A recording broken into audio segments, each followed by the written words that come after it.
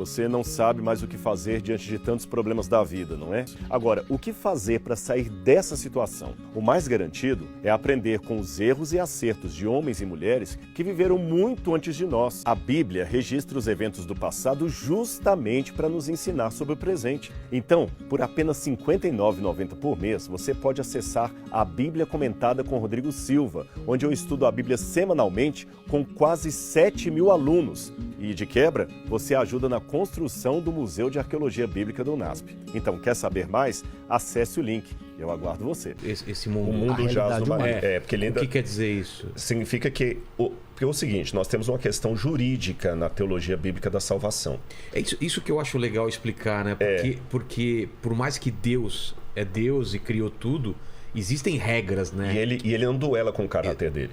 Deus não duela com o caráter não joga dele. Um Hadouken. Não. E o que acontece? Você sabe que eu não sou advogado, mas eu acho que eu não vou cometer nenhuma sandice no que eu vou dizer. Há coisas que são legais, porém não são morais. Com certeza. Tá certo? Tá. Então, o nazismo que o diga. O nazismo que o diga. Tudo era legal. O diabo nunca teve direito moral sobre o mundo. Mas ele teve direito legal. Porque quando Adão e Eva entraram em rebelião contra Deus, eles passaram para o inimigo de Deus a chave do mundo.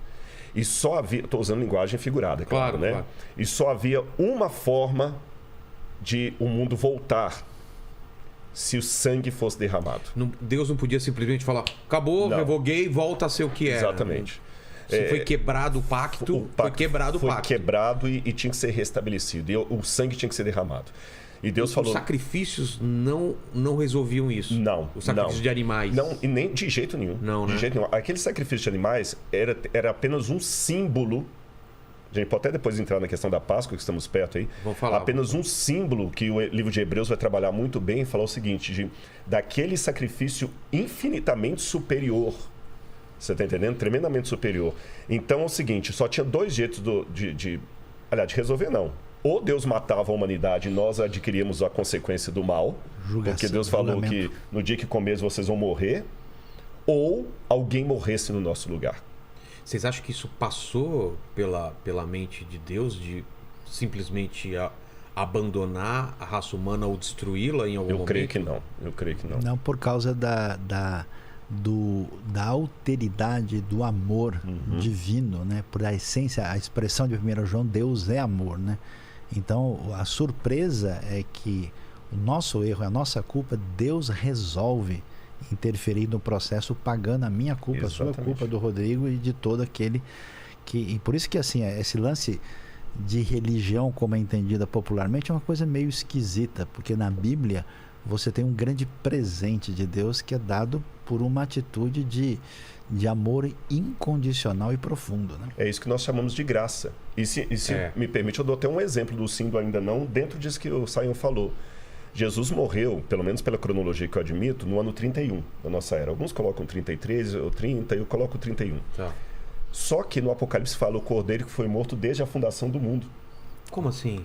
Quer dizer, para Deus que está acima da dimensão do tempo e do espaço... Para ele não existe passado, presente e futuro, já tinha... está definido. Né? Já estava definido o cordeiro, a decisão foi tomada lá atrás. Para responder a sua questão, se passou pela cabeça de Deus deixar para trás... Já estava tudo... E é o curioso que quando, e o hebraico é mais raro do Sayão do que a minha, quando Adão e Eva caíram em pecado, eles se tornaram desnudos, e a palavra que aparece para desnudos ali é semelhante à palavra da sagacidade da serpente. Arum.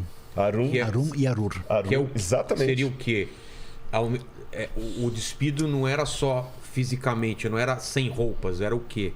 Além disso, o significado. Você quer falar? A sua área fica mais... Não, é que você tem, vamos dizer, um jogo de palavras onde uma coisa evoca a outra. Se estabelece um link, né? Então, quando eles estão desnudos, não é somente uma descrição, vamos dizer, fenomenológica, física deles. Aquilo aponta para um elemento que abre um espaço para uma conexão, ainda que não dá para desenvolver tanto, mas essa chamada aliteração, né, entre os dois, ela chama atenção, né? Porque exatamente. A serpente, ou melhor, o serpente, que em hebraico é masculino, Hanahash, né? É o serpente? É o serpente, é uma coisa que é brilhante, assim, que chama atenção. Fulgurante. É fulgurante, né? Fulgurante. É uma coisa que brilha, é rocha. Não seria a nossa ideia clássica de serpente de hoje em dia? Não, dá você a entender que depois da queda, a serpente virou esse... Que rastejou. Rastejou. Mas Parece que tinha pernas. Sim, mas a pele da serpente no sol, ela brilha, dependendo verdade. do tipo. Agora, o interessante é que Deus falou, no dia que vocês comerem do fruto, vocês vão morrer. Aí vem a questão que ele falou, do desnudo, né? Do Arum. Agora, olha que interessante. Se a gente for colocar assim, é como se antes Adão e Eva estivessem nus. Depois do pecado, ficaram pelados. Eu vou colocar uma distinção entre nu e pelado. Não entendi. O nu parece uma coisa mais, assim, a gente fala até do nu artístico. O pelado é uma coisa mais feia. Carnal, é vergonhoso, o sujeito ficou pelado. Eles foram largados e pelados. Largados e pelados. Aí, a primeira tentativa de Adão foi resolver o problema por conta própria. Tô pelado. Vou me cobrir. Vamos colocar a diferença de pelado e nu, né? Só para entender o hebraico ali. Vou me cobrir. Fez cintas de figueira, segundo o Gênesis, e cobriu a ele e a mulher. Tecnicamente falando, eles não estavam mais pelados.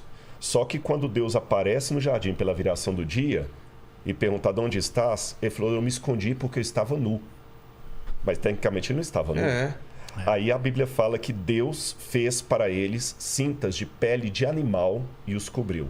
E tem um comentarista judeu, o Rashi, que é um dos mais famosos, né? O grande Rashi. Ele diz que Deus ali fez o primeiro sacrifício. É uma coisa que a gente não pode falar explicitamente do texto, mas eu acho que abre um caminho para isso. Abre um caminho, porque matar um eu tenho duas opções. Ou Deus criou a pele morta. Acho que não.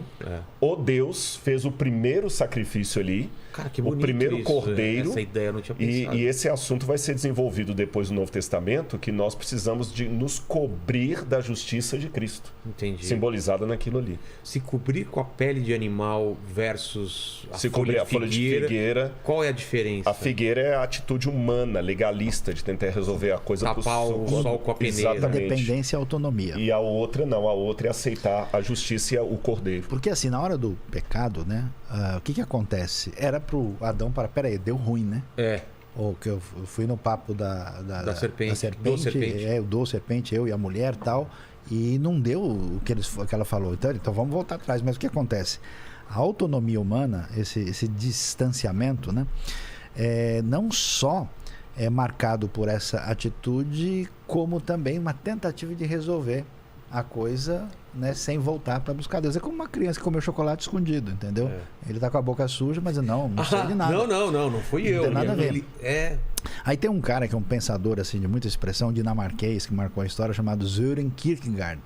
Ele disse duas coisas muito interessantes. Ele disse que o problema do ser humano é que ele se desespera por ele ser um ser contingente, limitado. Então, quando ele bate o olho e vê a realidade e se sente o nada que ele é, o grãozinho de poeira, ele entra num desespero existencial profundo. Daí ele pula para uma outra coisa, ele quer ser o ser absoluto.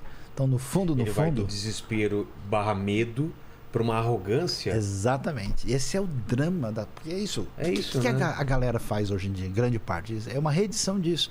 O ser humano quer ser o rei da cocada preta, ele quer ser o dono do pedaço. Acumular dinheiro, fama e tal, mas... Depois ele entra na droga e se joga no chão. Depressão. E ele vai fazer dois erros que não são necessariamente contraditórios. Ou ele vai se divinizar, ou ele vai divinizar algo, que é o famoso ídolo.